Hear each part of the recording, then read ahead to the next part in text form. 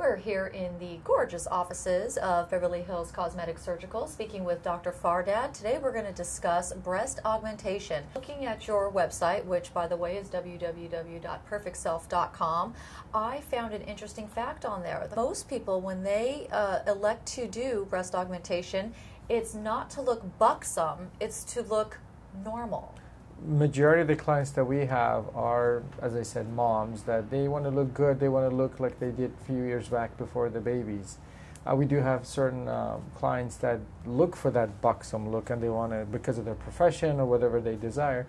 But majority of ladies want to look natural. What the procedure does is we can help out different types of clients. One is that ladies that never develop their breast tissue, they're small and they have lack of self-confidence in certain clothes.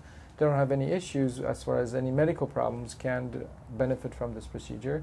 And also some ladies that they develop better breast tissue on one side and on the other, they have more fullness on one side. We can help them out to become more even and symmetrical by placing implant or augmenting the smaller side to make them look good in clothes. There are two different types that are approved right now in the United States. One is saline implant, which is this one, and there's silicone implant. Why would you opt for one versus the other? There are differences, benefits and disadvantages between each type of the implants. Saline implants tend to be a little bit more firmer to the touch.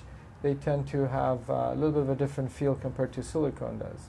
However, with the saline implants, we have the ability to adjust the volume size. So if one side is slightly smaller than the other, we can add a little bit more fluid and make him look more symmetrical. Silicone implants, they come pre-filled from the manufacturer. We cannot add or subtract any volume to the implant. So if the breast tissues are not the same size, then we may have to use two different size implants to make him look more symmetrical. The approaches that we can use for insertion of the saline implant are the armpits, through the nipple, or either the top or the bottom part of the nipple, underneath the breast, inside the belly button. We can actually enhance that, and underneath the breast fold itself. However, with silicone implants, we're limited through the nipple or armpit and underneath the breast. Tell me where you put them. We have the option of placing the implant in two different places. One is above the muscle or one behind the muscle. Tendency is to place it behind the muscle. It gives you more of a natural, normal shape and contour to the breast, and also decreases the chance of rippling, especially on the inner side of the breast for ladies who don't have as much breast tissue when you place it behind the muscle. Placing it over the muscle tends to be less uncomfortable and kind of tends to settle a little bit better than behind the muscle. Take us through the procedure. It's an outpatient procedure. After the initial consultation, we do in a separate visit. The ladies are scheduled for the procedure, certain blood tests and things we need to do before the procedure. And when they come to the office, we take pictures, we measure, and basically we take them to the operating room, administer anesthesia to make it more comfortable so they don't remember or feel any of the pain during the process.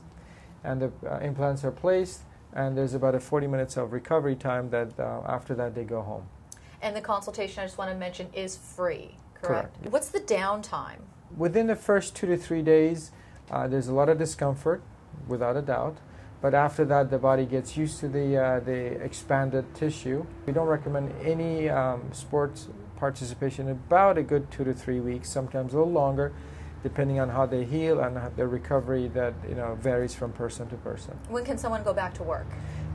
Depending on the type of work they have, if their occupation or the job requires them to do any heavy lifting, a lot of excessive arm movements, we recommend about a week to 10 days off. If you would like to contact Dr. Fardad's office at Beverly Hills Cosmetic Surgical, you can just call 866-NEW-SELF, or locally here in Los Angeles, 310-360-0504.